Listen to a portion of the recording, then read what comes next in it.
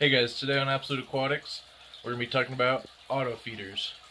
But first, before I start talking about that, I want to point out that I had a 100 view day, and that's the first time that's happened. It was a few days ago, and I just want to thank everybody who's watched, especially that day specifically, so I could have my first 100 view day.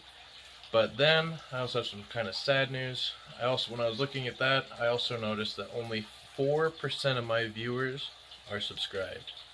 That means about 96% are not subscribed. So please hit that subscribe button right now so you do not miss any more videos like this one. Alright guys, so quickly, this is the Aquarium Co-op auto feeder, this is the eheim feeder, and this is the nicrew feeder.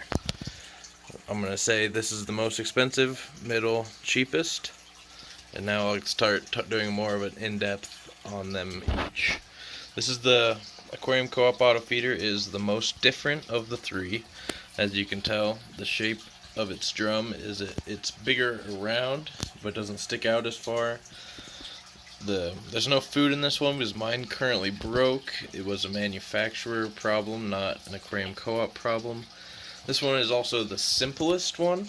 If I turn it, you can see it's more like an old-fashioned timer where you just put the pins in, and where you put the pins in, it will feed the fish.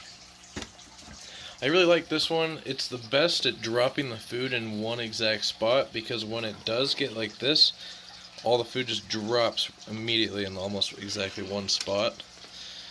And then, so that one's my favorite. It's, in my opinion, the least aesthetically pleasing, just because of the green, but in most situations, if you're having this to be like in a place where it's going to be viewed a lot, like a living room, typically there wouldn't be something in front of it covering it up, so it's not that big of a deal. Now we have the eheim one. It's very similar to the nicrew one. The nicrew one's just currently on a stand, that's why they look so much different. It's more of a boxy shape compared to the nicrew, but besides that, they're very similar. They both have the little sliding door like this, and you can see on the nicrew one it's got a little hole drilled in it just because I would feed the food I'm feeding a little better with that little hole. They both program fairly similarly. You just have 4 buttons on this one and 5 on this one, but they work very similarly. You just program them to feed. These ones are more difficult, but with a quick YouTube video or just reading the instructions, it's not too hard to figure them out. Most people should be able to. In all three, I use them to feed tetracolored granules, just because pretty much every fish I have can eat them, and they're really good for the shrimp because they sink to the bottom where the shrimp can actually eat them. And then the little pieces that break off is what the fish typically eat. And I supplement the fish feeding with flakes that I feed by hand, but just in case I forget one day, they do get a little bit of this. But overall, I'd say that they're good for different reasons. This one is the one I would do in like a living room that you didn't have a top on.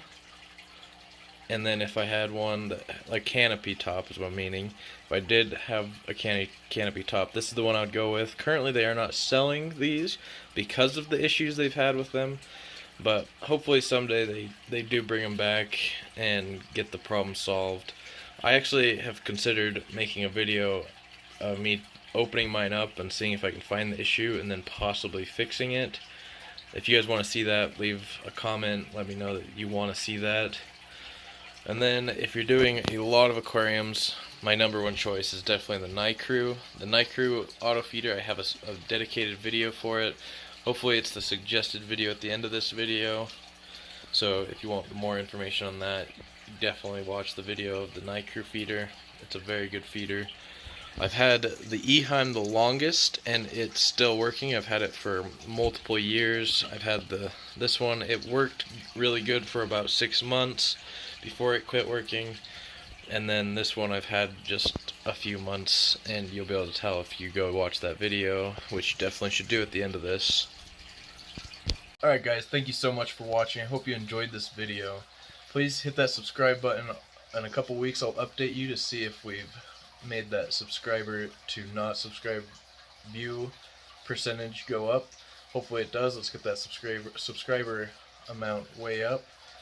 And definitely hit the like button and comment. Let me know what you guys think about these feeders, if you use one, if your aquarium co-op feeder has broken, if you want to see me tear it apart and see if I can fix it, and if you have any of these other two feeders. And if you have a different feeder, I definitely want to hear about it if you think you've got one that is better in any other way, or if it's just one that you like.